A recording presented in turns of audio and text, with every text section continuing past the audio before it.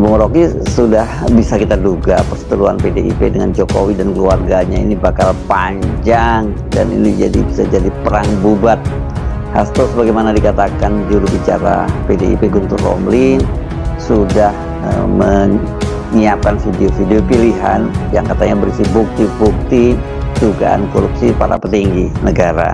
Sementara sahabat dari Hasto, Koni Rahakundini, yang sekarang berada di Rusia, katanya dia sudah mengamankan dokumen-dokumen penting milik Hasto ini yang kalau begitu dibuka bisa jadi bom waktu. Ya, tentu kemampuan Ibu Koni mendeteksi kasus ini dari awal ketika berbicara di Akbar Faisal podcast sudah menunjukkan, mengindikasikan bahwa persiapan untuk perang data, perang isu, bahkan perang kasus memang sudah matang. Nah, karena itu kalau Ibu Koni menunjukkan dengan saksama bahwa peristiwa-peristiwa yang mungkin akan dicicil di dalam perseteruan antara Pak Hasto dengan Pak Jokowi itu pasti akan memunculkan banyak spekulasi, terutama spekulasi tentang 10 tahun Jokowi pemerintah itu seluruh data pasti ada di PDIP itu, dan itu juga yang membuat kita dari awal mengetahui bahwa Ibu Mega tidak mungkin ditaklukkan hanya oleh ancaman Jokowi, yaitu mentersangkakan Saudara Hasto. Hasto sebagai sekjen paham dari jarak fenomenologi yang paling dekat apa yang dilakukan oleh Pak Jokowi. Dalam hati mungkin Pak Hasto bilang, I know what you did last summer. Aku tahulah apa yang Anda lakukan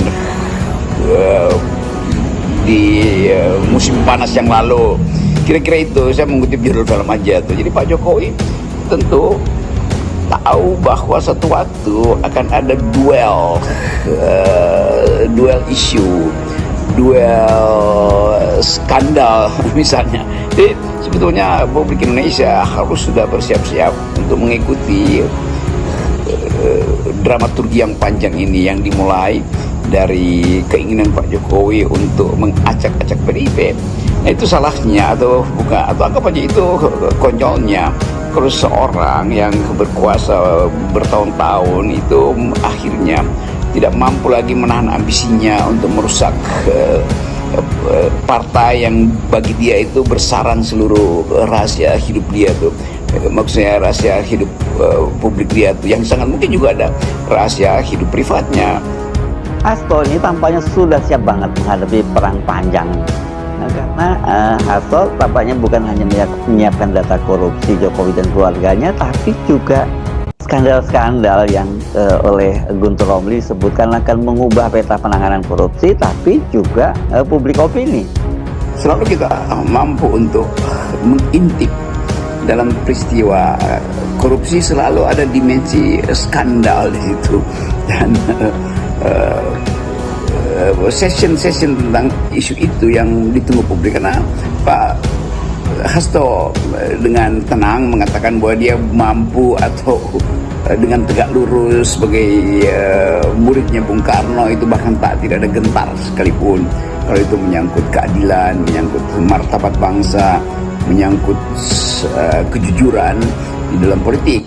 Jadi kelihatannya atau bahkan bisa dipastikan bahwa Pak Hasto tentu siap dengan perang panjang ini, dan perang apa aja ya, itu bukan sekedar perang hukum, bukan sekedar perang politik, tapi dimensi-dimensi lain yang sifatnya skandalus itu, hal yang selalu ada di dalam setiap peristiwa politik itu. Nah, itu saya kira yang dimaksudkan oleh Ibu Koni, bahwa data-data itu toh sudah diamankan, dan karena itu nggak perlu takut tuh bahwa itu akan dihilangkan sebagai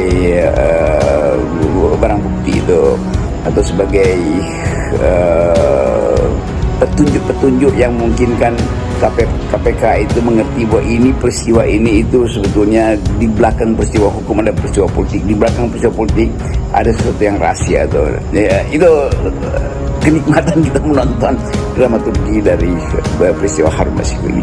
Dan ini kesempatan juga kita belajar bahwa kekuasaan yang terlalu lama itu pasti punya ambisi, dan kekuasaan yang punya ambisi itu artinya dia akan memburukkan dirinya sendiri. Itu Pak Jokowi terlalu lama berkuasa, lalu dia timbulkan ambisi untuk punya backup dengan berupaya mengambil alih PDIP. Itu Pak Jokowi tetap punya banyak masalah yang mungkin sekali jadi pertimbangan dia, sehingga dia menginginkan supaya politik masih bisa dia kendalikan. Kan itu juga petunjuk terbalik bahwa kalau ada orang ingin mengendalikan sesuatu, itu artinya dia tidak ingin rahasianya dibongkar oleh orang lain, karena itu dia mesti ambil alih kan kekuasaan itu. Apalagi dalam soal politik yang selalu banyak skandal maksudnya kemampuan kita untuk membaca politik harus juga didampingi oleh kemampuan kita membaca yang terselubung, yang biasa disebut sebagai skandal. Jadi sekarang ini kita tinggal menunggu kapan video-video itu dirilis ke publik, dan mungkin nanti kalau diperlukan atau dianggap nggak cukup, ya dokumen yang di KONI ini juga akan diledakkan atau mungkin ditampilkan di pengadilan. Nah sekarang KONI ini jadi seperti pemegang kotak Pandora, kotak kunci kotak Pandora dong ya. Ini kotak Pandoranya Jokowi and his gang gitu. Tinggal menunggu kapan waktunya untuk dibuka.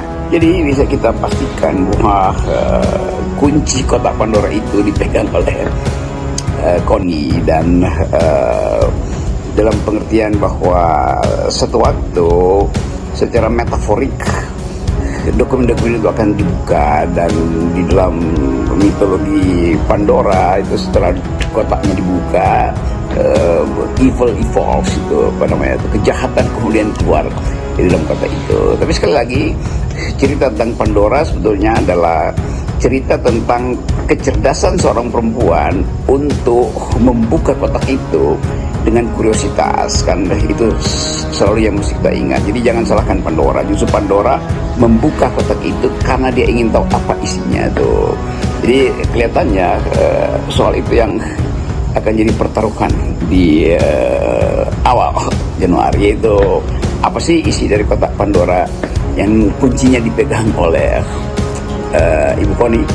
Dan dalam mitologi Pandora itu kita tahu di dasar kotak itu setelah kejahatan muncul, ada secari kertas yang tertulis di situ, bunyinya only hope remains, hanya harapan yang tinggal di dasar itu. Jadi sebetulnya kalau kotak itu dibuka, tetap ada hal yang optimis bahwa kita bisa menuntun kembali negeri ini di dalam kebersihan demokrasi, di dalam etika politik. Nah, itu hal-hal yang baik dari peristiwa ini.